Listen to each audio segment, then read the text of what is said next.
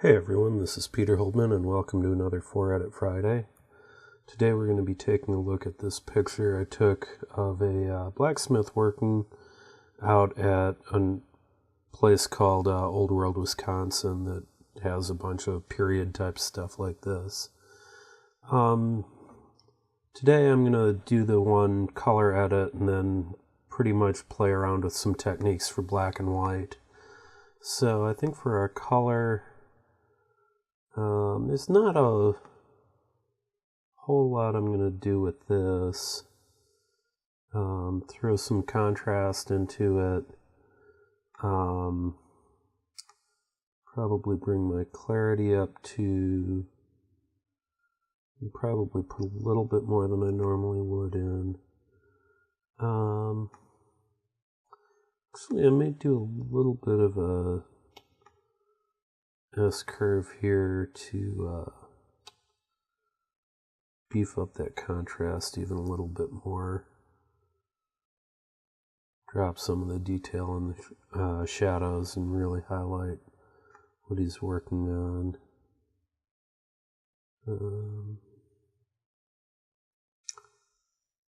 Let's see. We do our advanced color editor. Maybe just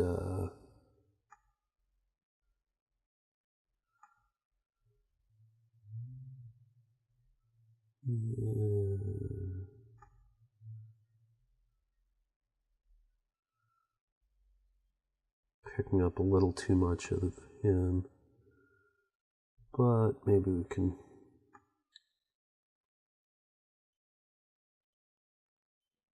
bump that up by a little bit without messing too much with the rest of it.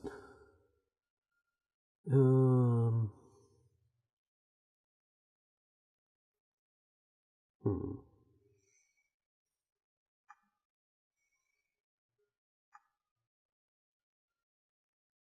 use a color balance to maybe throw a little bit of a blue cast into the shadows. Cool the shadows off just a hair.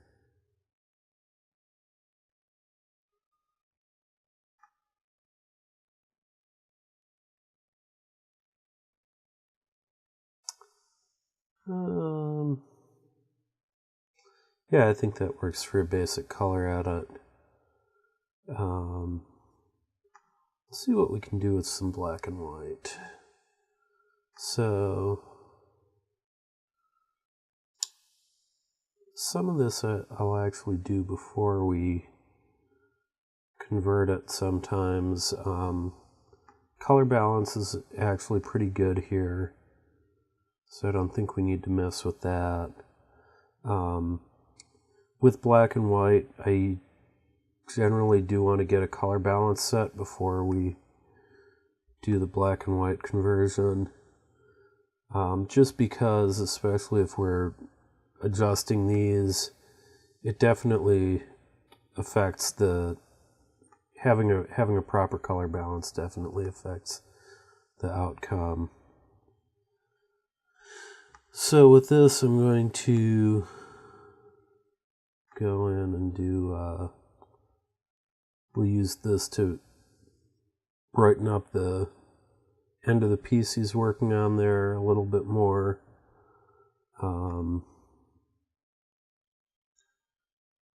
Clarity I'll usually use more in a black and white than in color. You get pretty high contrast look here.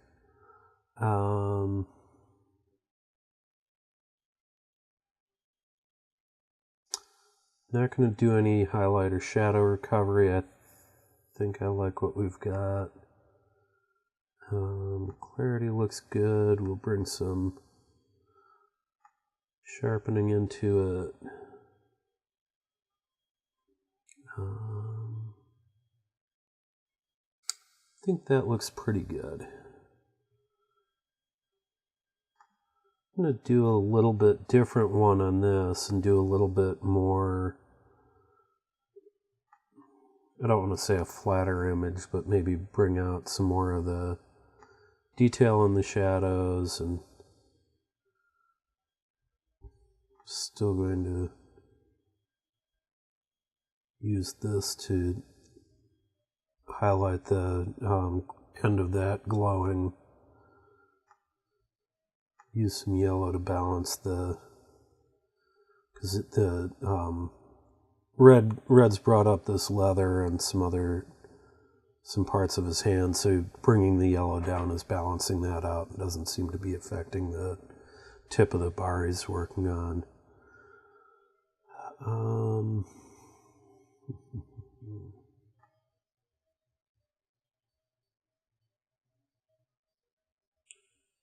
Bring the levels in a little bit and actually do a little bit more shadow recovery then.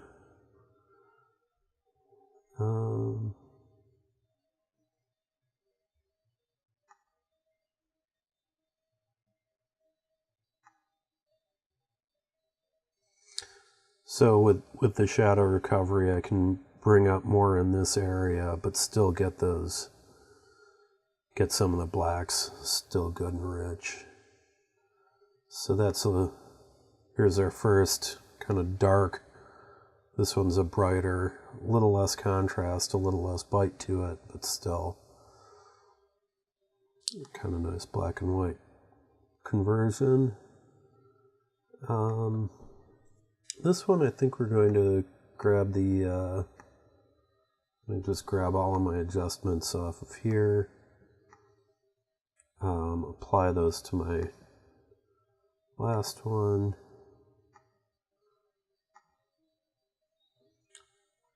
And this, we're gonna play around with a little bit of the stuff that we've got specifically for black and white. Do maybe a sepia tone on here.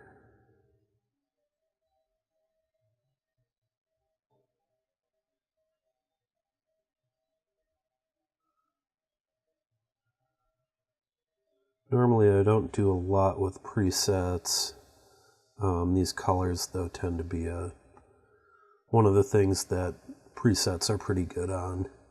So that gives us a nice tone. I think maybe we'll back off the contrast a little bit on these.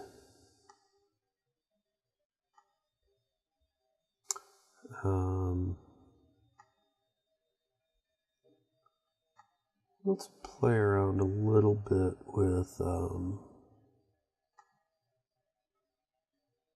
see how often I use film grain.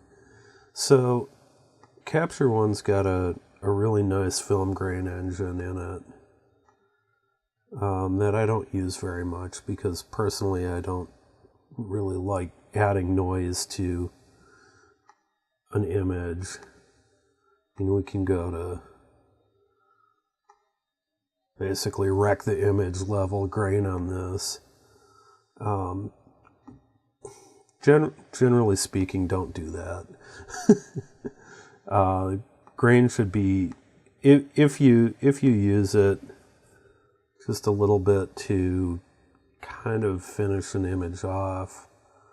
Don't remember if that is a local adjustment you can localize. But that would be another thing. If you smoothed an area somehow, you go back and add some grain to it. With this one, I think we can maybe pull a little grain in because it is an image that looks like it should be old. Play around with a couple of these different grain looks. So we've got color,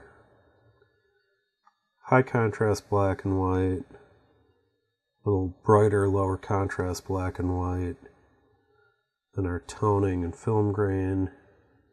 Let's see if there's anything else I want to put into this.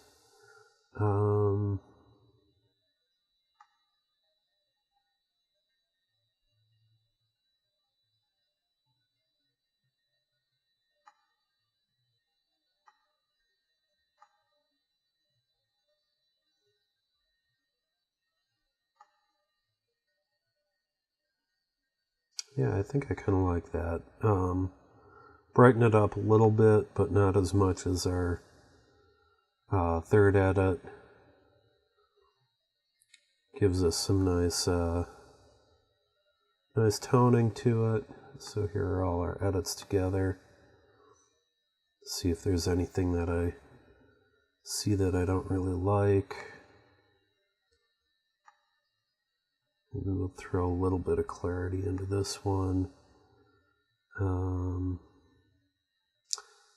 of the things I noticed on some of these is the haloing that you can get on clarity is usually a little bit more noticeable in the smaller version of the image. So breaking it out like this or viewing it small can help show if you're getting the haloing around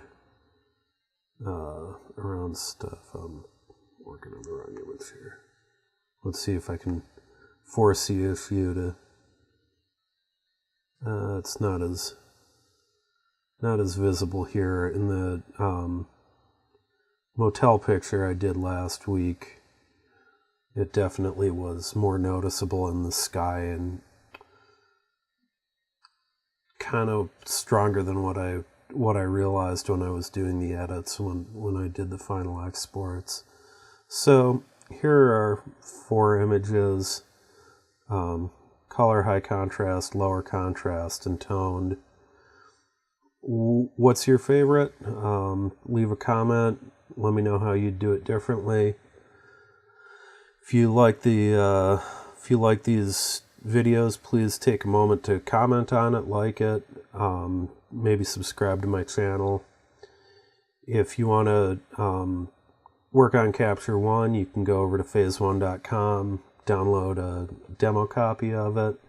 If you decide to buy it, use my code AMBPeterH for ambassador and my name, and you'll get 10% off on your purchase of Capture One. It's not valid on the subscriptions, only on the purchase of a new or upgrade license. So, hope this has been helpful. Let me know if there's anything that you'd like to see, any tools that maybe you'd like to see some work with, how they work, how you might use them, and anything else you might like to see. Thanks. Hope you have a great one. Bye.